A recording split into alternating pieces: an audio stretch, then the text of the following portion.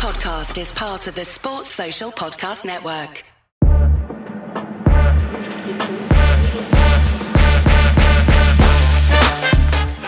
Welcome to the Ospreys Eyrie.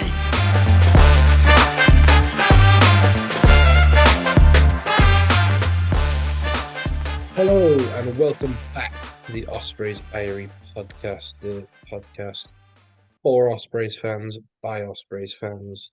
We're back after an unforced week's break where I was ill last week, and as well as being ill, I had a million things on with work, which meant that recording the Eyrie on a Wednesday just really wasn't doable for me. But fear not, we're still going to be talking about Benetton, just the second part of the Benetton saga. Joining me, as always, is Yestin. Yestin, how are we? Good evening. We did so much rotation from the first Benetton game that we somehow switched positions on the main rap podcast before just using a rolling maul for the second week to make sure we got through it, and now we're back. So yeah, as you mentioned, a bit of a delay in recording, but here we are, and we're going to chat probably about rolling mauls for the remainder of the night. Look, it works for Glasgow fans. Why can't we do it? Well, Nothing wrong with the rolling maul. I think I can't remember the exact quote for the Toby Booth always says, but he doesn't apologise for using something, and he brings it up quite often. And it always comes up when there's been a good forwards performance, but I can't remember the exact quote. But it just starts with, "I don't apologise for." So if someone could fill in the blank for me, either send me a message or tweet us. Feel free. But yeah, if you've got a maul, just use it now. Yeah. I play rugby with a lot of Quins fans, right? I live in that part of the world, and they always go on about stupid, sexy rugby and missed 3 passes and 4 goose steps. And, don't need that. You just need 12 big men pushing, Derby Lake over the line. That's all you need. And then, yeah. And then if you really want to show off, just have a second row doing double miss passes every now and then, just to make it a little bit interesting. Yeah, why not? We'll come on to that later. It will be the anniversary soon of Adam being miss passes in Montpellier. Which I'm happy to talk about off the back of a bad James Ryan performance. I'm always happy to do this. Right? Yes, Leinster were brilliant. Joe McCarthy, I thought, was excellent. James Ryan is not a good captain. Fight me, Leinster fans. I hereby declare that James Fender's the best second row called James. Agree. There's no other. They're the only 2 second rows called James. Right. What have we missed? There has literally been no news. As we speculated, the Cheetahs boys have gone back. It's been confirmed. Reeve Van Cleer and Manus van der Merwe were in the matchday squad that beat Zebra Parma to Italy. And Daniel Casende is also confirmed that he's gone back as well.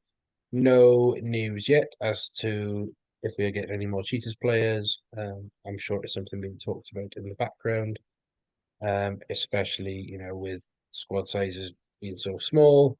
It's something that has come up in the press conference yet again. Looking around the club, injury-wise, nothing maybe has come out.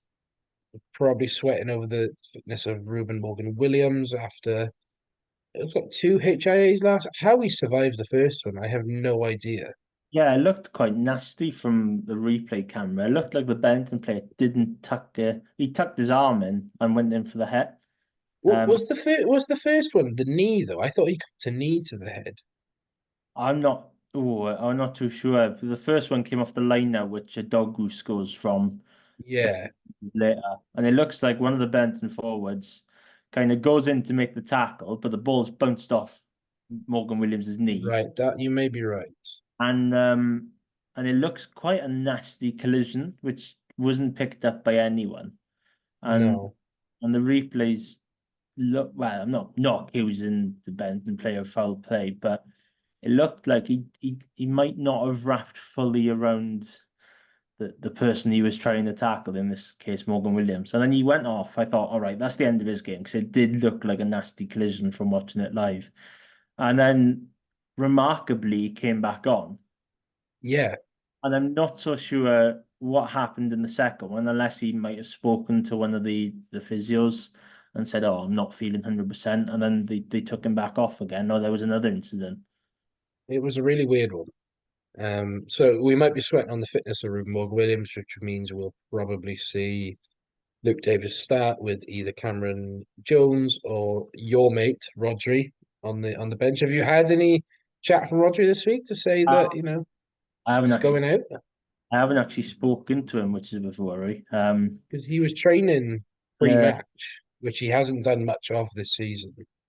That I've been told. So, which may be a positive sign that not sure what's happening there.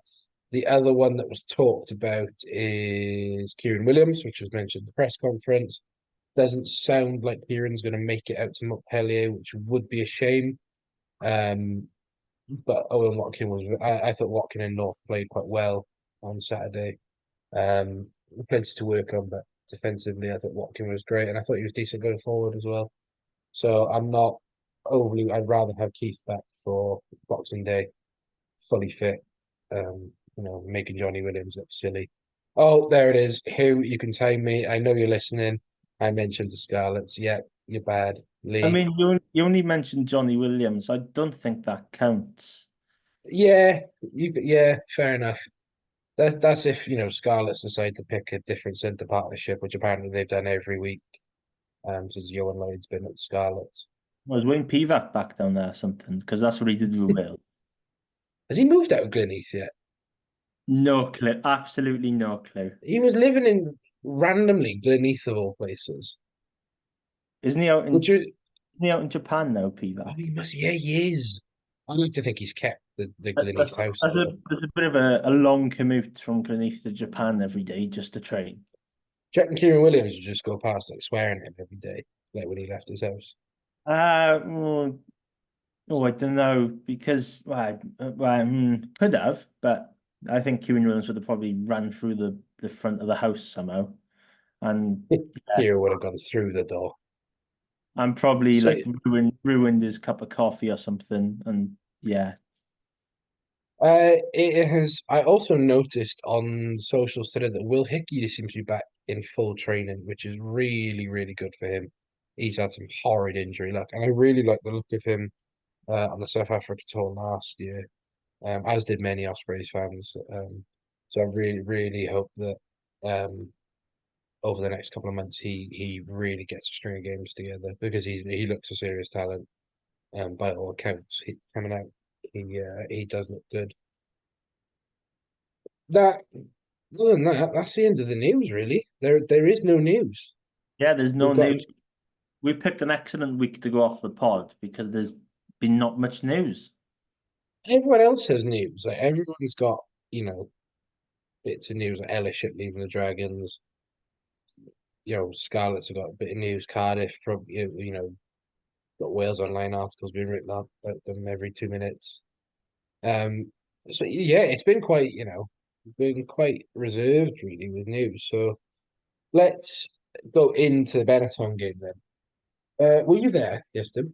Yes, I was. A luxury of a Saturday afternoon off, so I spent Beautiful. spent my time down at the Swansea.com. Well, you and three people, it seemed. Yeah, me and my dad and about three and a half others. So yeah, obviously the attendance didn't look great. Uh, No. the atmosphere wasn't as bad as I first thought. I thought, Well, they had a lot to cheer about. despite the low numbers, I didn't realize how much of an effect Rolling Malls had on the crowd participation. So that was an interesting one.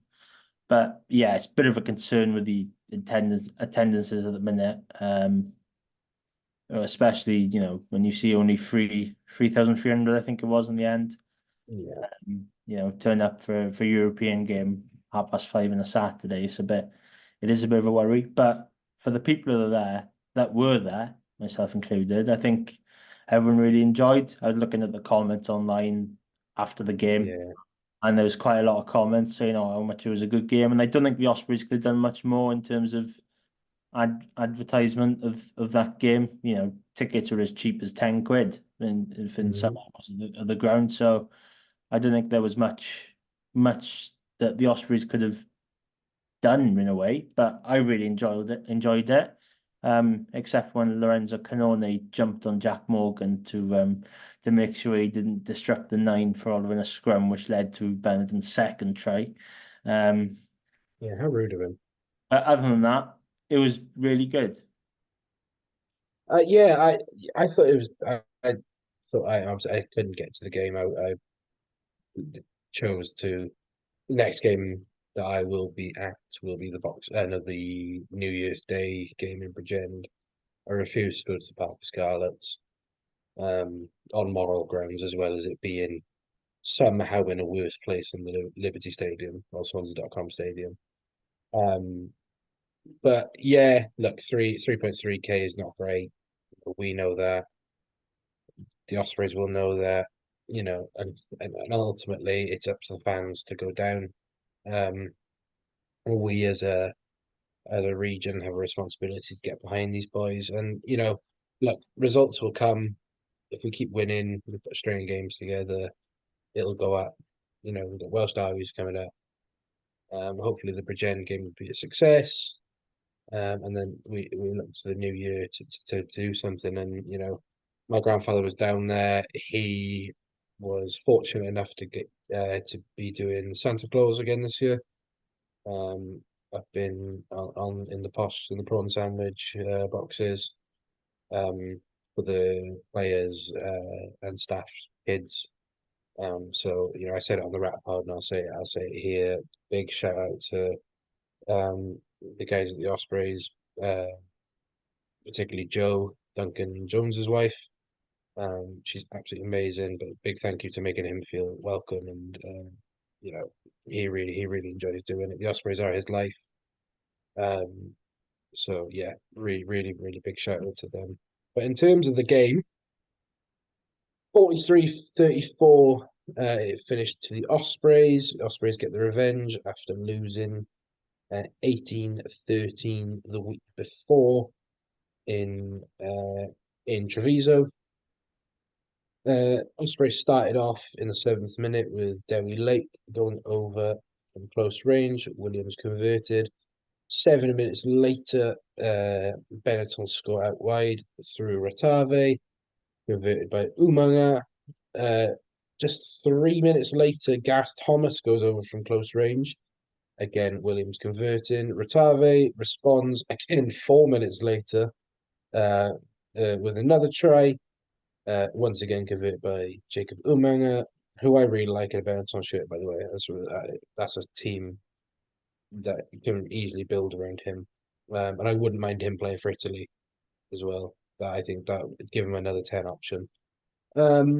Just 4 minutes later, again, Dewi Lake gets a second of the game before Seb Negri scores a lovely try on the 34th minute. Closing out the half, Jacob Umanga scores a penalty, which meant that Benetton went into the half with 24-21. On the other side of half-time, then Dewi Lake secured his hat-trick just 6 minutes in. Owen Williams can once again proving handy off the boot.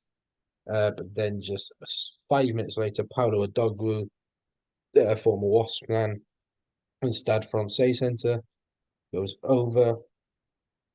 Dewi Lake scores an unconverted try in the 56th minute before replacement Spagnolio gets a yellow card, which I believe was for repeated infringements yesterday. Yeah, I think so, because Brex made a no arms tackle on someone. I want to say it was Owen Watkin, and then I think the prop went off.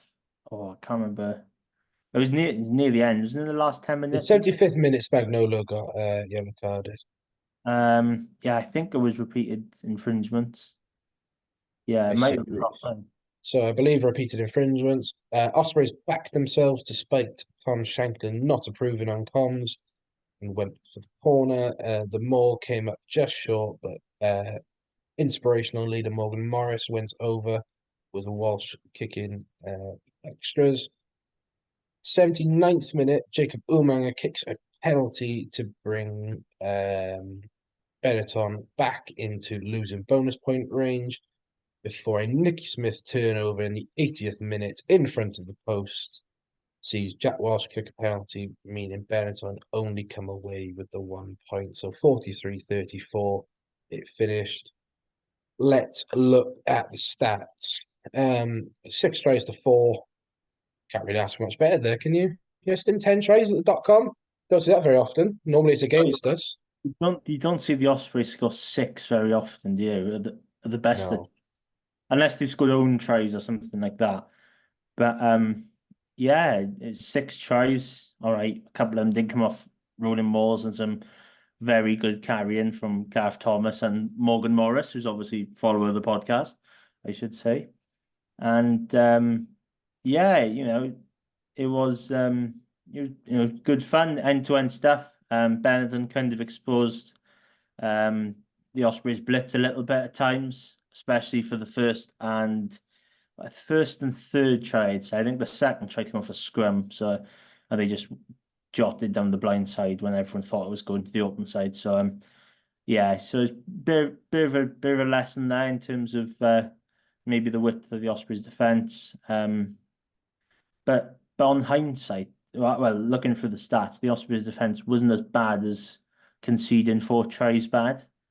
Yeah, let's focus on that actually, because I myself obviously was watching on telly and said to you as well as others in the group chat that wow, we can't defend. And then when I went to look at the stats this week, and I tweeted yesterday on Twitter at Ospreys Irie, we had a 92% tackle completion. Of 130 tackles made, we only missed 12. It seems to be more of a structure thing rather than missing first up tackles. You could see we were shooting very narrow, and clearly Benetton had seen this and said, right, we need to get the ball in the hands of Rotave, and the dog group. And you would have thought Padovani, but I thought he had quite a quiet game, as not merely as an potent attacking threat, but Rotave especially to get the ball out wide, particularly to that channel of Luke Morgan and Yeston Hopkins. I think Giles is quite an underrated defender.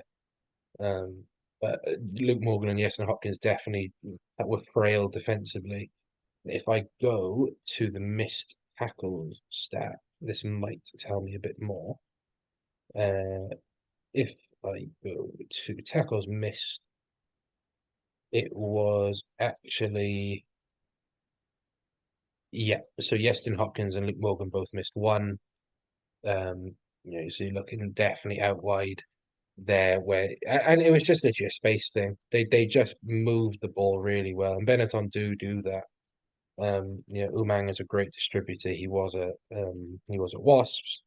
So I'm not surprised to see that. But defensively, we were really, really good, I thought. Let's look at the tackle charts. Reece Davis playing at 6 again, made it 18 tackles. I don't think missed any. He missed one. Adam Beard, 15 tackles, missing 2. I thought Adam Beard had a fantastic game. Adam Beard had 13 tackles, so I'm missing 2.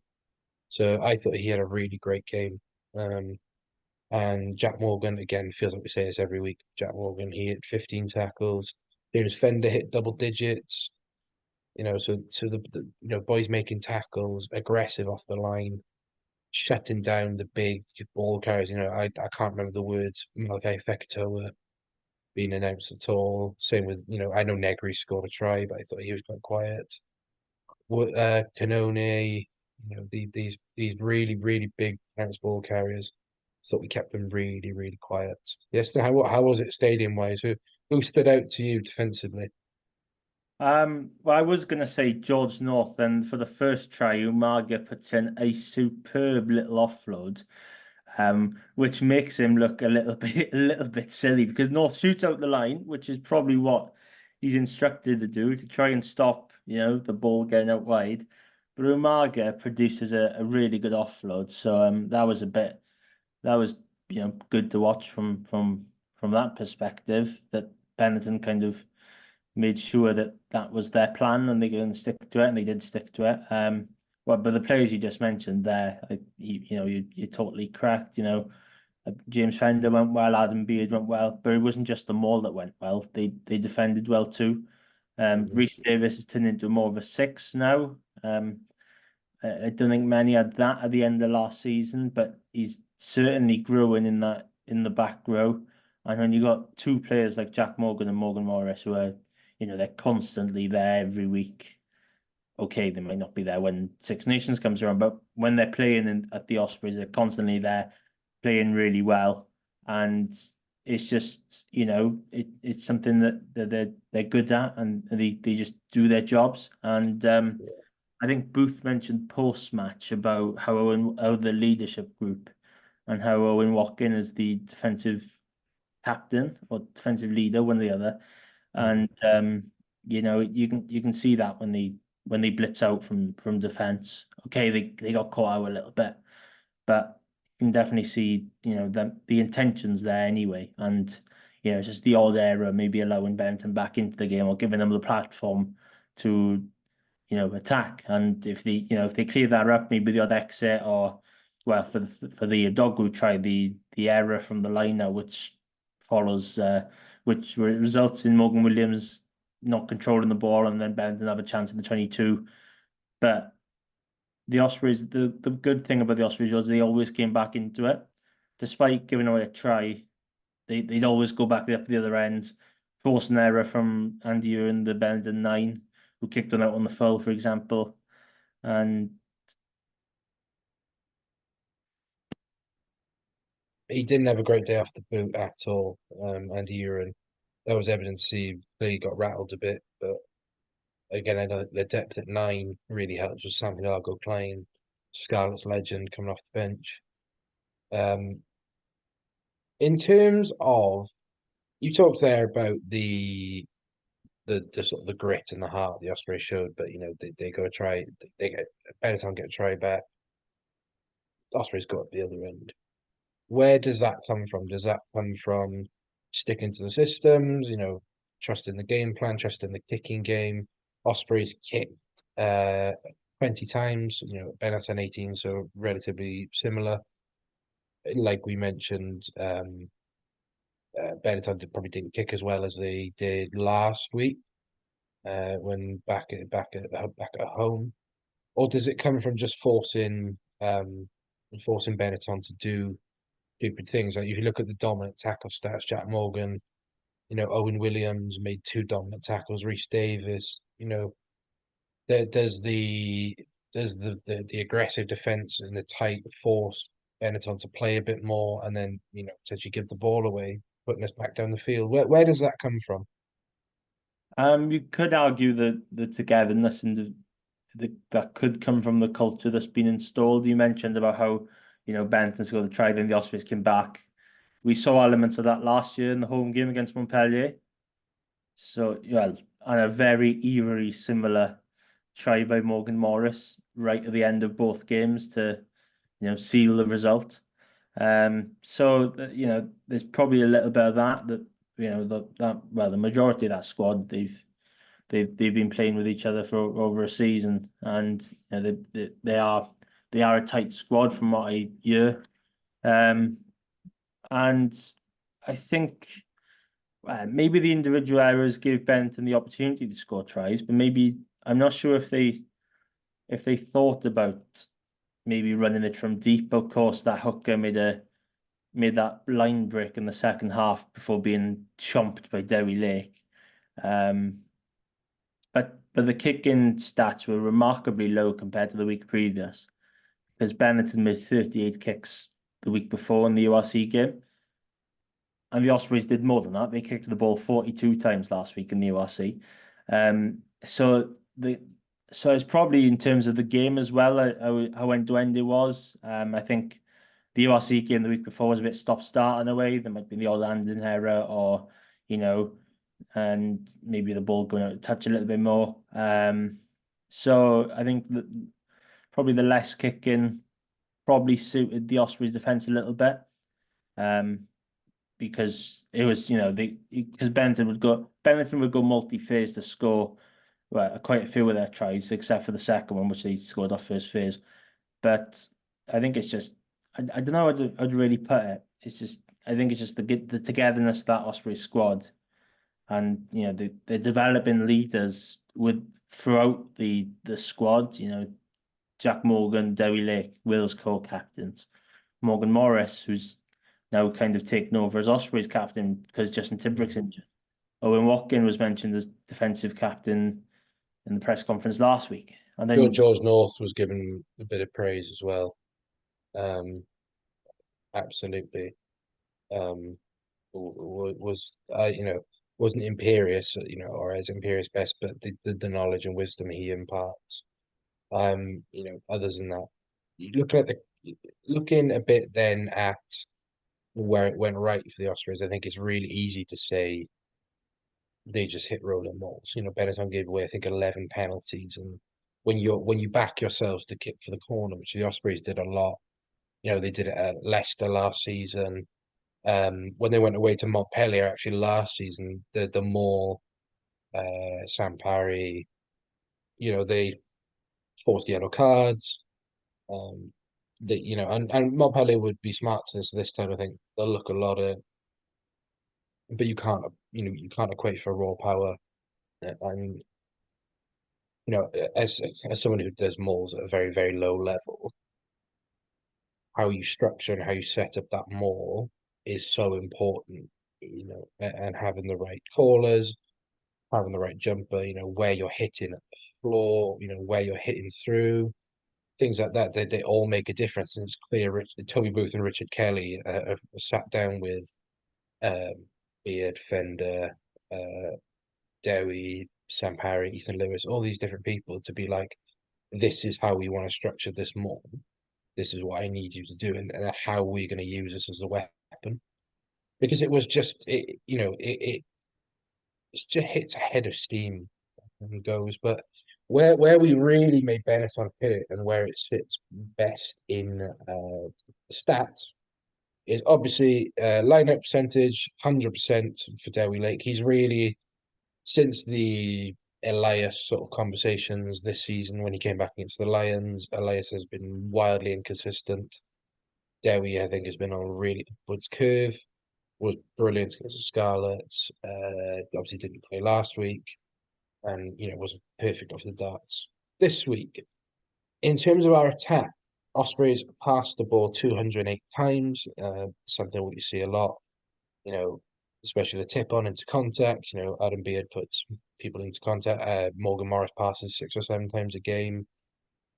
We carried the ball 167 times compared to 103 to Benetton, but where the stats really shine is 282 meters post contact. Benetton do have 224 with 7 line breaks, which is like we discussed earlier, mostly came from out wide, but it's just that relentless ball carrying that I think around the tight area off first phase. We pass a lot off 9. I will mention the Ruben or Morgan Williams thing. I think Ruben's the right 9 for us where we are right now. I get Luke Davis is quick. I get that, Luke Davis seems to be a really, really good regional player, but Morgan controls the game well, he kicks well. We play a lot off 9. It's exactly what we need. And when Ruben wants to turn it on, he can, and we've seen that in the past. Carrying wise, Dewi Lake carried 26 times. Morgan Morris carried a good few. Owen Watkin carried 15 times. The names you expect for the Ospreys, but ultimately it was just they just battered Benetton up front in a way.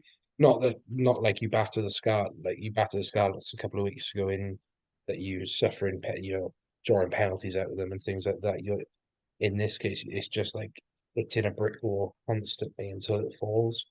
That's what it was like. You just break them down, and you see that from the tries that come up close. Is you just bring in runners like Gareth Thomas and Debbie Lake or Morgan Morris around the corner all the time. A defense is going to stutter, and a defense is going to let tries in, and that's not a bad thing. What did you notice attack wise? Yes. They did actually play the narrative of the Ospreys are keeping it tight using the forwards. They did, spend a bit of time playing it out wide as well. So there's a bit of variety, and then Giles had a couple of nice touches.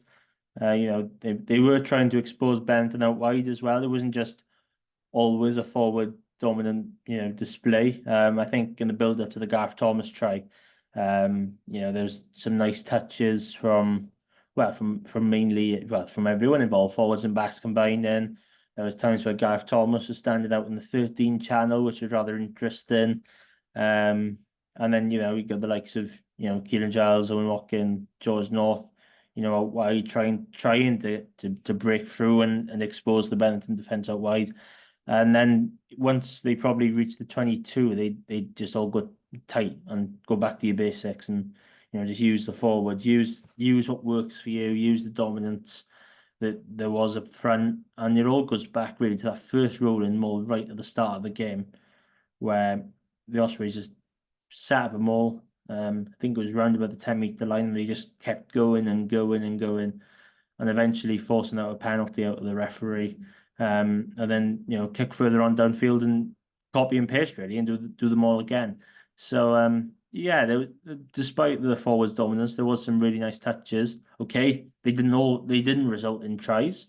I think that might be one of the one things to look to work on over the course of the next week or so, maybe. But then again, if weather conditions are like they are in Wales, you don't really need fancy back moves, and you just need a strong pack. So yeah, it maybe something a little bit to work on, but there was elements of that attacking display in a way. Yeah, absolutely. And I look at the Ospreys have got the ball wide quite a bit this season. Is what we're doing with it, and it doesn't always necessarily get into a line break. We got the against Scarlets, we got the ball in the hands to Luke Morgan a bit. We did it against Benetton. You know, it's about how we do it out wide as well. We don't necessarily use the back row we're playing at the minute. We don't necessarily sit a back rower out on the fringes like we do with like a Justin Tipperick or a Will Griff, someone who's really, really comfortable. I know in the past Morgan Morris has been up and down that tram line, but he's so important in that within 15 to 15 essentially. Any other thoughts from the game? What about do you want to talk about the hit on Tom Bota? Um, Or would you just want was it worthy of a look at I think least? it was worthy of a look. Well, I thought at the time because I think I think the replay came on quite late following the incident. I think the game had probably got underway again as they showed the replay. So I don't think they could have. I don't think they could have looked back at it because the game had moved on. Well, on TV, the referee said the TMO has confirmed no head contact. Well, I don't know if I agree with that. Yeah, this is the inconsistency that I don't like. I thought the ref had a very decent game. Okay, I thought the yellow card for Benetton was deserving. It was after a lot of penalties in succession. The Ospreys only give away 6 penalties in total. Um, you have a duty with head injuries, and look, I'm also of the agreement that if Tom Boat got hit in the head like that, he should have gone off for HIA. But to me, it was at least worth a look from the referee to say, "Oh, actually, I disagree with you there. He's hit him on the chin. It's upright in the tackle. No dip from Bota. It's dominant. So I think it was definitely worth a look, but unfortunately, it didn't change the outcome of the game. Hopefully, Tom Bota's available. Let's look ahead to Osprey's European tour. We're off to Montpellier, off to the old stomping ground. We won twice there last season. We got the monkey off our back, finally winning an away game in France as well as Europe, against a big club.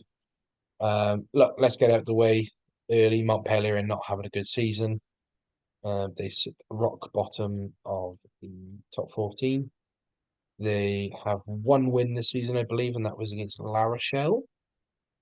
Um, I this is coming from the Scarlets, maybe from the Scarlet Fever pod. Who have here is twisted it to say that Scarlets statistically have the hardest group in Europe and we have the easiest. Okay. Um, so we go out to Montpellier, who come off the back of a victory against Newcastle Falcons. Poor Newcastle Falcons team, and may add, very second string. Montpellier went out there with a very decent squad. I looked through Harry Williams, Clement Dumounet, Sam Simmons, Leo Colley, Louis Cabanel, Ben Lamb, George Bridge, Anthony Boutier. Look on the bench, you got Carl Tuanufigake, Tuanukwafe, Titi Lamosatelli. You know, we've been here before, right? We went out there last year. The famed double pump miss pass from Adam Beard to put Morgan Morris over. How are you feeling about this one, Yeston? Bit of a banana skin, isn't it? When you look at Montpellier's start of the season in the top 14, you're like, oh, you know, going away to the side that's bottom of the top 14, you're thinking, oh, reasonable chance that you could go there and get a result. But you just mentioned the caliber of those players that were playing last week in their game against Newcastle, and it is a banana skin. And despite what the league table says, I don't care if it's the easiest group according to some or wherever. The Montpellier side is still very good. It wasn't so long ago that they were winning the Challenge Cup and they won the league. Okay, Andre Paul has moved on. It was a big loss. But you got someone like Louis Carbonell as backup, who's now first choice. I'm not sure if Paolo Garbisi is injured, but if he was playing on the weekend, he is a good outside half. Yeah. And there's still some good players. In the last season's game in Swansea was probably one of the best in terms of quality throughout that season. There wasn't many errors. Okay, I still have a little bit of a grudge on Paul Williams after his hit on Rhys Davis, but that's the sport we all follow and we all love. But there's still some good players in that team, regardless of where they are in the league. And if they go fully loaded, it's going to be a real tough test, especially up front. Because it's going to be a brilliant experience for James Fender going up against Paul Williams. But look at if you put those two teams on paper, very similar to the Barrington game, it's an exciting matchup, but it's also a tough matchup. So it'll be interesting to see, French sides in the Challenge Cup. They might not send their strongest side. They did last week against Newcastle. Maybe it was to get a win under their new coaching regime. But yeah, it's going to be interesting if they could send out the kids that and their second string. That would do me a treat because there's a little bit less pressure then instead of rocking up and seeing Ben Lamb and George Bridge up against Luke Morgan and potentially someone like Keelan Giles, and you're thinking, oh, that's going to be some tough battle. Yeah, it's a really interesting matchup, I think, from an Ospreys point of view, because actually you go out there and you don't want to rest on your laurels and be like, oh well, we beat them twice last year. They'll remember that they were hurting from that. They put out probably a bit more of a weakened team at home against us last year, compared to the one that came down to Swansea.com Stadium. And when we beat them, there was a sense of like, shit, we just lost to the Ospreys. We're the French champions here. And it was still a good. It was still a good Montpellier side, but I don't remember there being a Paul Willemse starting. Or Williams took him off the bench.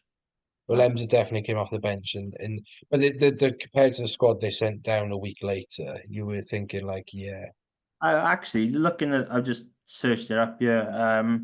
They had Boutier fullback, captain. mhm, Ben Lamb and George Bridge on the wings. Carbonell at 10 with Garbisi at 12 with Darmon at 13. They mhm, had Botello, I believe, is a French international at loose head. yeah, Anga Mosa he was good. and He's- no Welsh international Henry Thomas was starting. He wasn't good that day. Willemse was on the bench as a part of a 6-2 with Twinka Fassi, the New Zealand prop. Hmm. And well, Leo Colley was there. The French second row, who was in trouble over the last few months. Oh, the racist. Yeah, he Yeah, was. he I was think there. he was starting. The He other got lock, yellow carded, didn't I he? think, the other lock alongside him got sin binned, Yeah. which I'm not going to try and pronounce his name. Sam Simmons played. Sam Simmons didn't play. Zach Mercer played, Oh, Zach Mercer, that's the one and they Raynack swapped. started at 9. So looking at that side, It definitely not full strength, but they sent a better squad. I feel like they sent a better squad the week after. Either uh, way, they both got twatted around by Adam Beard. well, Let's not take it away. Let's not take anything away. highlight, We still, you know, despite all the good work from the pack, a missed pass was like the most memorable thing after that double header, which is quite well. Okay, maybe Tiprick might have a say about that, but yeah, yeah, maybe the Tipperick.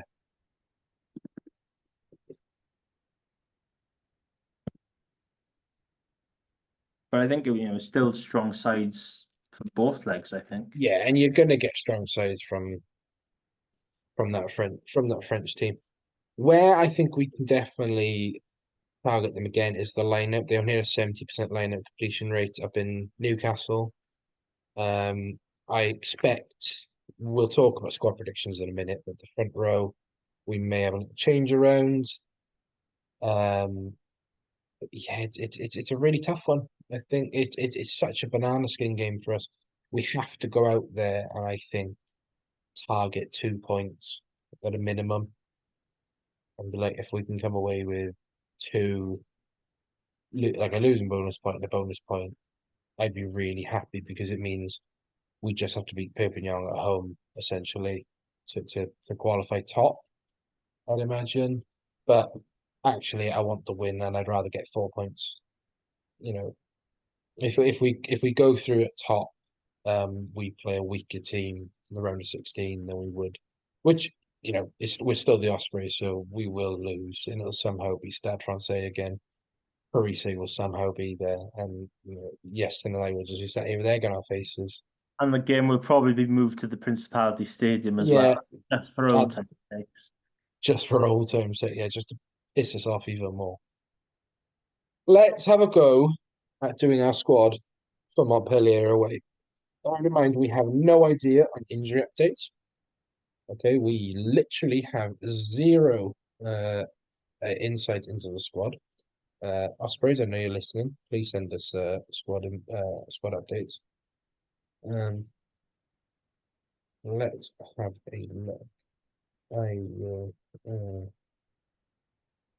not delete my Streets Won't Forget. You can go and look at my Streets Won't Forget 15.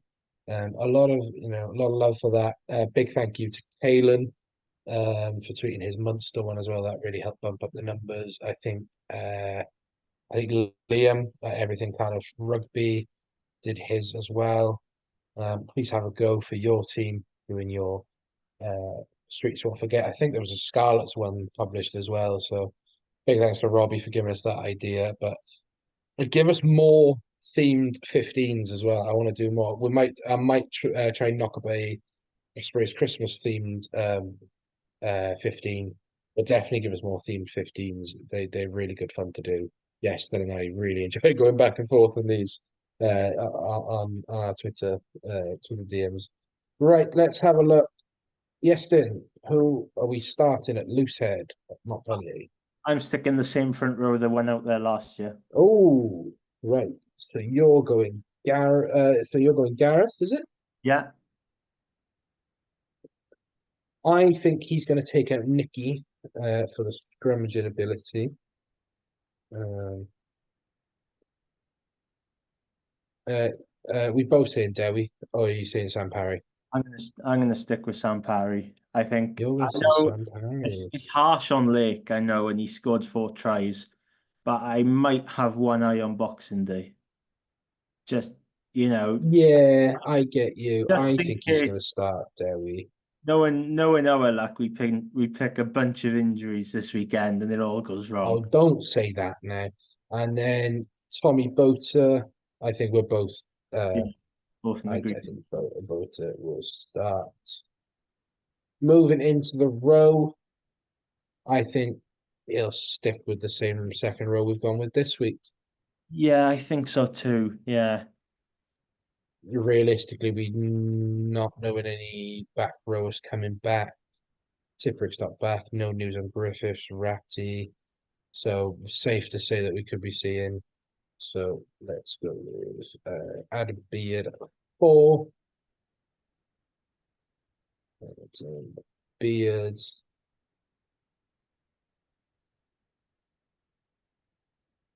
And then my friend and yours, the self-proclaimed petrol head himself, South Goer's finest export since sand in your boots. It's James Fender. Have you played the South Goer before, Yeston? Been up there. Oh, no.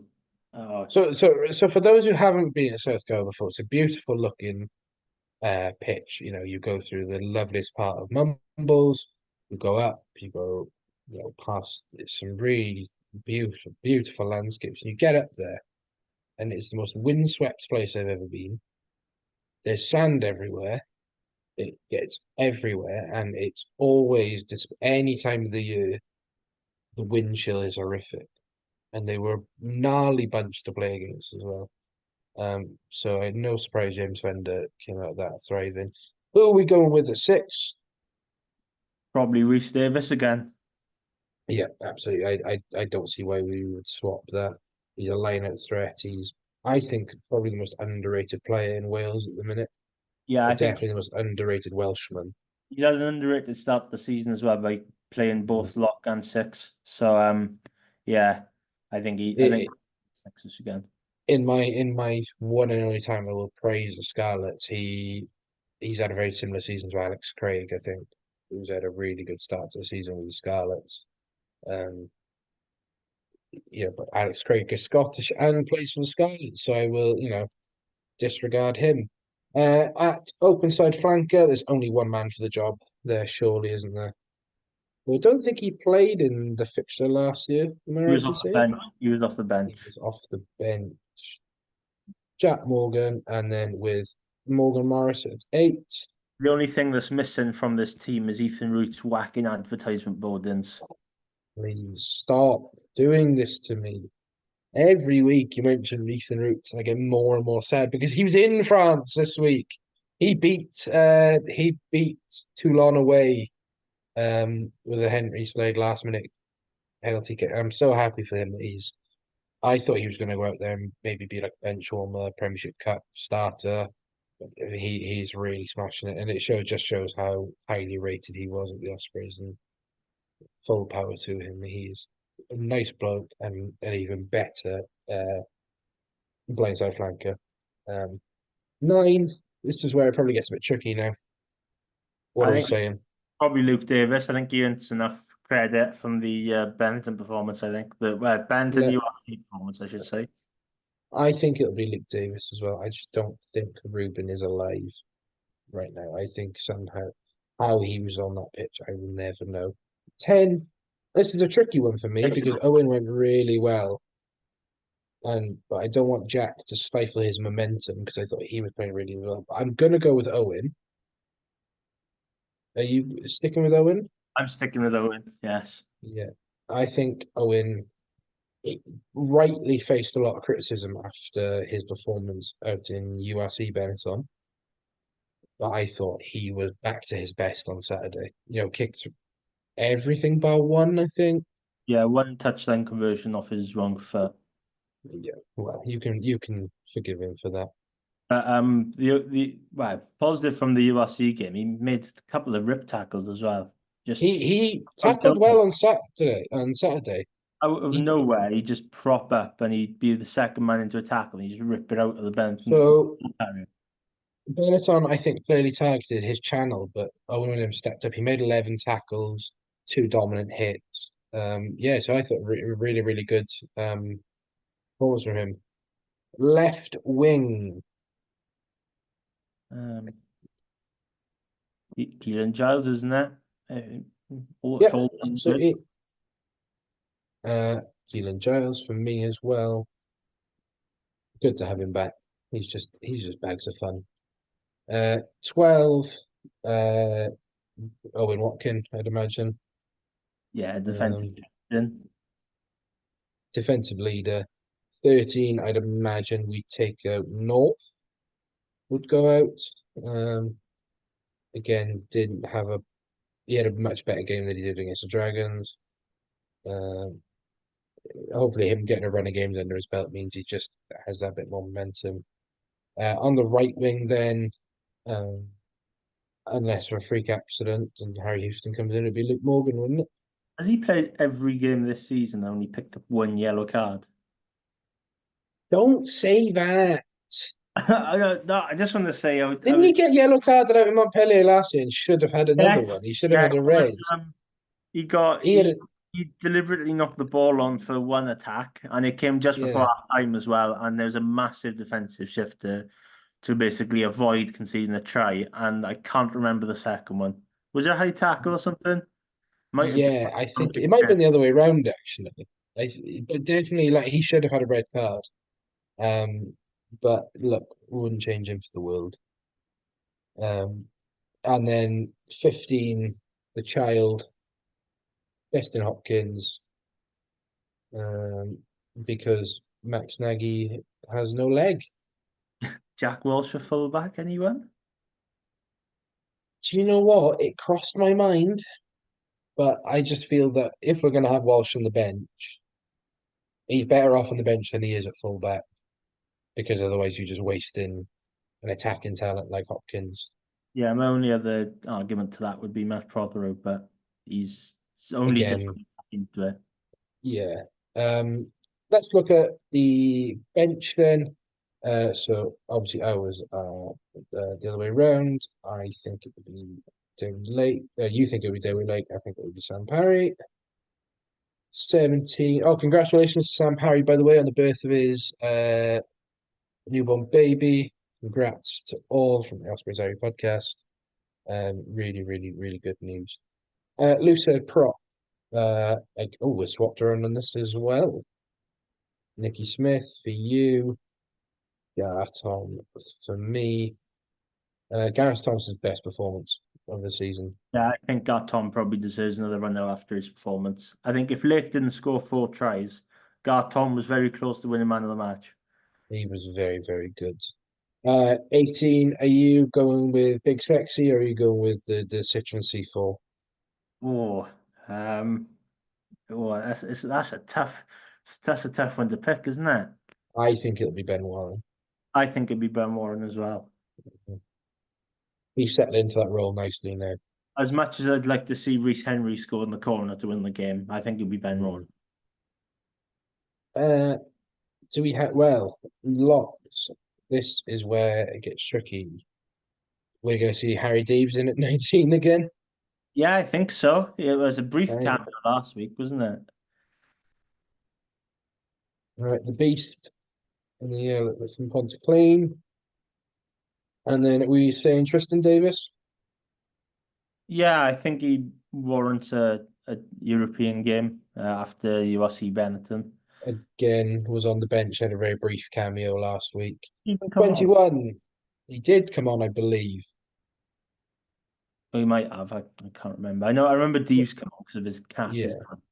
I can't remember. 21, replacement scrum half, unless we're going 7-6-2, which we don't think we have the forwards to go 6-2. Have we got 7 forwards on the bench to do a 7-1? Or can we?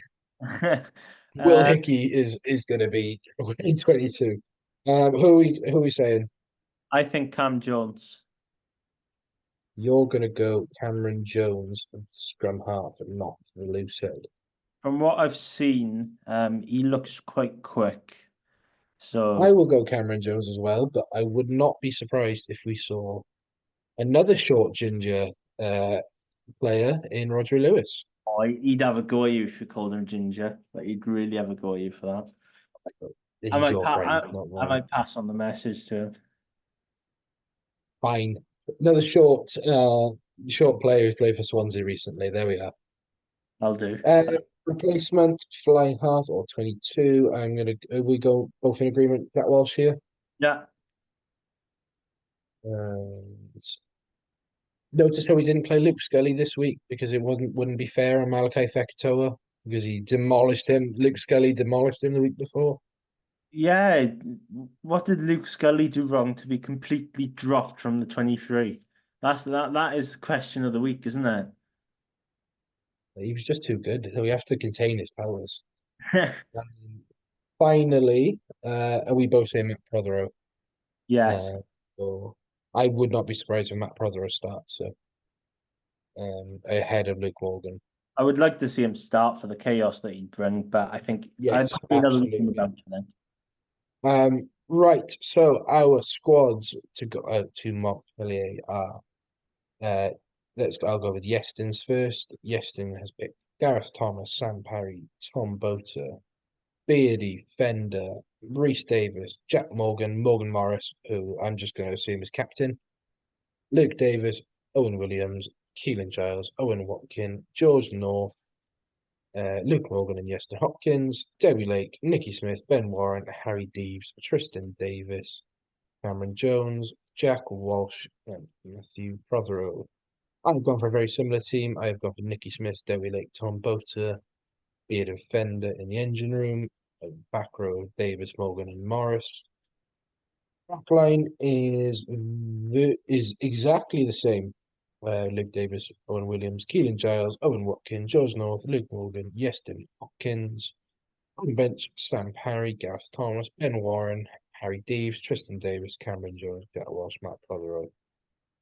Yeston, give me a score prediction. Oof. Well, I was on the Welsh pod earlier, and I may or may not have said Montpellier by 2. Okay, Montpellier. Montpellier by 2. I'm feeling Ospreys win. I'm gonna go Ospreys by Oof. the vibes are just too good. The vibes are too good. That is it.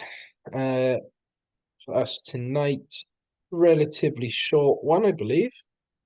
Time flies when you're having fun. Yeah, Let's have a look. no chat about the streets. Don't forget 15. I know the fact that Dan Casende should be captain of every 15 that we ever make. Yeah, for those who don't know, I tweeted out the streets won't forget 15, and I said I was going to do it a lot quicker than I did. So my James's streets won't forget 15 went like this: Aaron Jarvis in at 1, the man who inexplicably played for Claremont for so long, was also a very solid prop. Scott Otten at 2 had to retire far too early and couldn't put Ivan Phillips in there. He's on the bench. Scott Otten was fantastic and one of the most underrated hookers. Tight head I struggled with. Okay. I wanted to go Campbell Johnstone, but he only appeared like 6 times. Dan Suter was a meme. So I've just gone with Mafufia. But the 4 to 8 is where it gets sexy. Taylor Ardron, 4. What a man. Oh, he is awesome. World Cup winner Marvin Ory, the yin to my yang. That's a great. It's a great boiler room, isn't it? Back row, Sam Lewis, the man with the most unfortunate timing in Welsh rugby to come through when he did. Now playing his trade at Hartbury. Sam Underhill at 7. Streets will never forget the 2015-2016 season. And then at 8, the original Cornish Barrel, Joe Beerman. James King should be on that bench somewhere. James King is on the bench. I Okay. haven't done a bench, but James King is like further down the document, just in capital letters, James King. But Joe Beerman was He's just, he started in a league title winning final, didn't he? yeah, exactly. And I love James King, but he was like the type of guy, who sells you windows. Like I love James King, but he's the most boring man I've ever seen. Like the streets will forget him because he looks like, a furniture salesman. Well, he pinched the odd line out here and there. I think there was one Yeah, season he perfectly, off the line out, Steve. perfectly serviceable, and by all accounts, a really nice man. According to a Wales interview I watched a couple of years ago, the tightest man ever as well, which I respect. Moving in at 9, then Tom Haberfield, Squidge's favourite player to ever exist. I believe the Oscar, but genuinely, the Mole was a very, very good 9. Controversially, at 10, I've gone for Joe Thomas because I had to get him in there because that brief period when Hook was injured / retiring, we didn't have a 12. Joe Thomas just turned into the prime James Hook all of a sudden. He can play 10, as proved by Swansea RFC.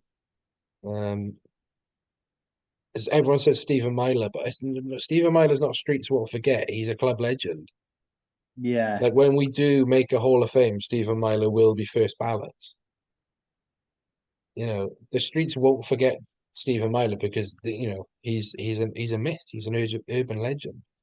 Number 11, Eli Walker, tragically cut too short career-wise. I think he scored a brace in his final game before injury against Cardiff. Yeah. Oh, what a man. Honorable mention goes to my favourite player, Isaiah Natonga.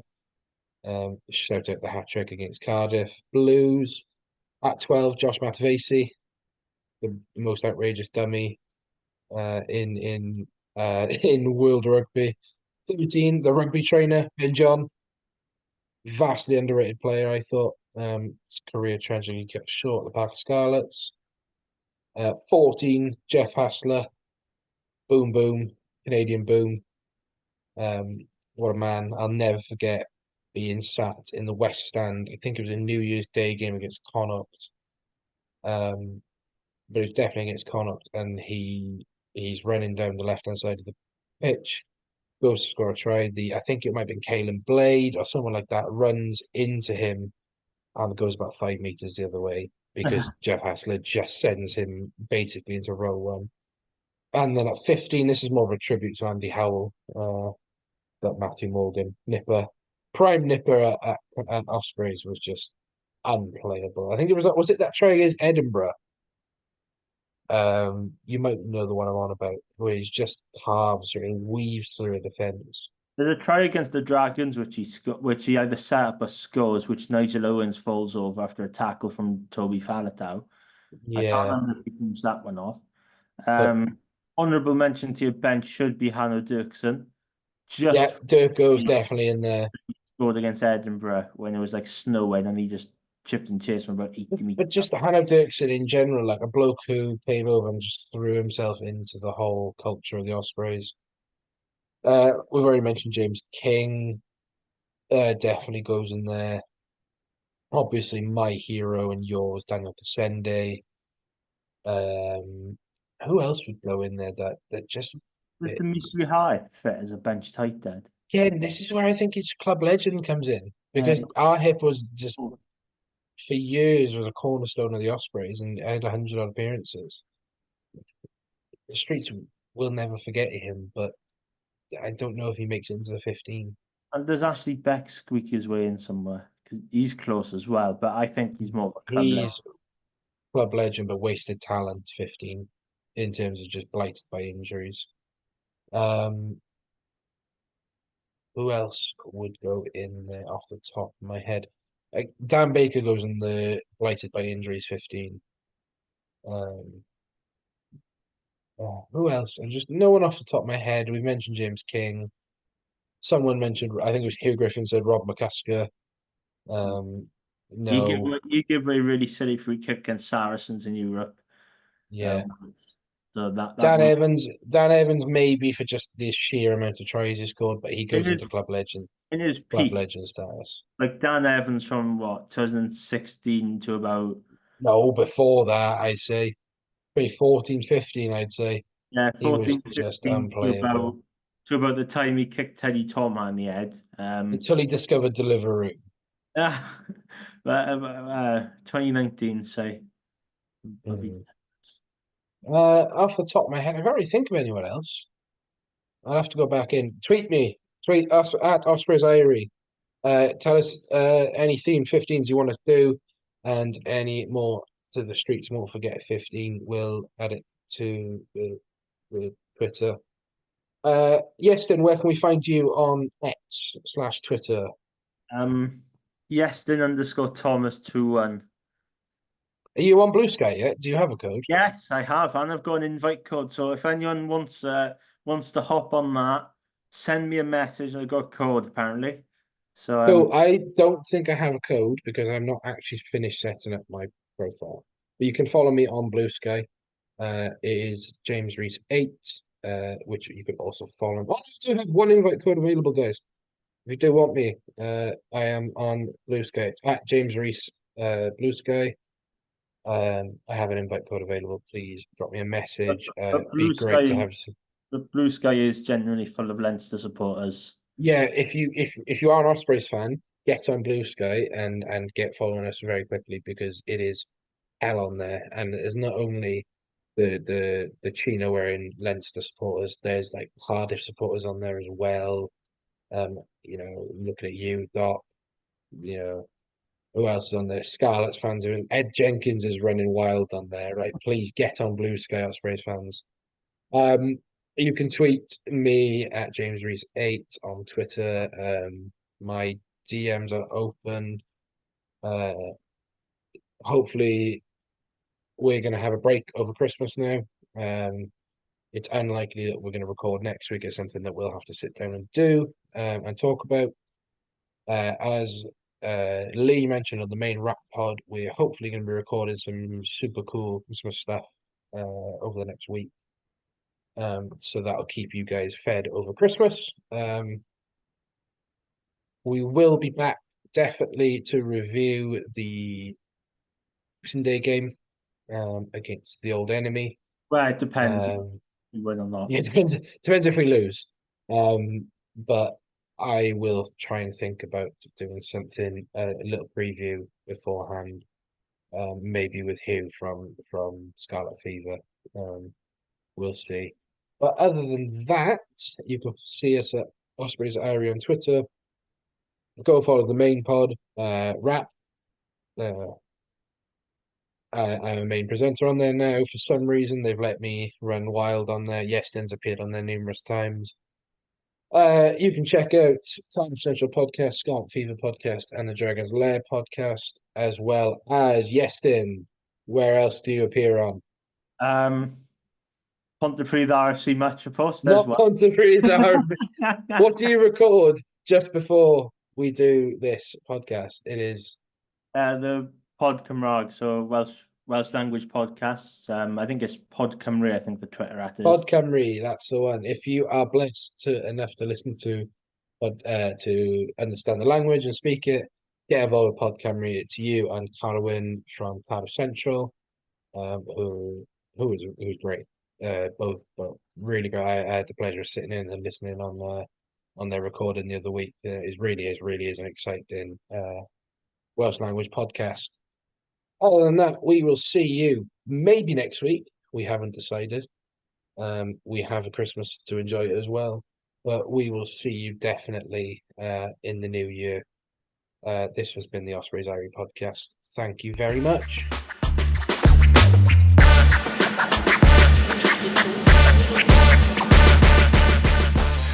Thank you for listening to the Ospreys Irie podcast. We hope you enjoyed the show. Please subscribe, rate and review wherever you listen to us, as it really helps spread the word. You can find us on all the usual social media channels or email us on welshregionalrugbypod@gmail.com. And remember, whatever the question, rugby is always the answer.